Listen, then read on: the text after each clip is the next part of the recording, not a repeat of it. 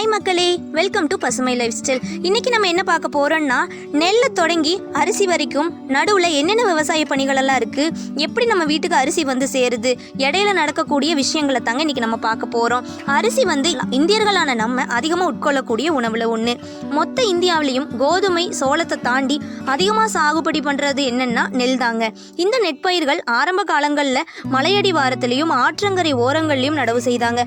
பின்வரும் காலத்தில் நீர்வளம் அதிகமாக உள்ள பகுதிகளில் அறுவடை செய்தாங்க. இந்த அறுவடை காலத்தை குறுவை காலம் இல்லைன்னா குறுவை பட்டம்னு சொல்கிறாங்க. ஜூனில் தொடங்கி அக்டோபர் வரைக்கும் இந்த பருவம் இருக்குங்க. இந்த 120 நாட்களும் நெற்பயிருக்கு உகந்த நாட்களாக சொல்கிறாங்க. ஜூன் நாற்றுக்கள் அறுவடைக்கு தயாராக இருக்குங்க.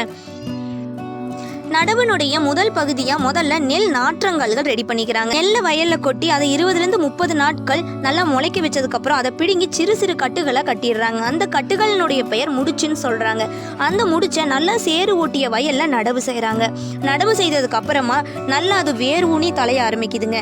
அதுக்கப்புறமா நல்லா களை எடுக்கிறது, அதுக்கு உரங்கள் கொடுக்கறதுன்னு மருந்தடிக்கிறது அப்படின்னு அதனுடைய ப்ராசஸ் போகுது.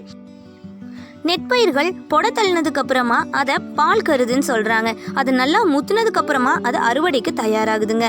அறுவடைக்கு தயாரான நெல்மணிகளை 2ஆக பிரிக்கிறாங்க.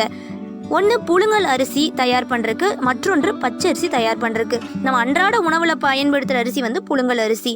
பொங்கல் இது போன்ற விஷயங்களுக்கு பயன்படுத்துறது பச்சரிசி.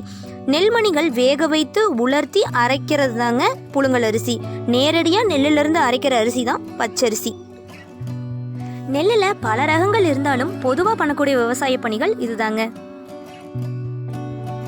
தேங்க்ஸ் ஃபார் வாட்சிங். Happy living.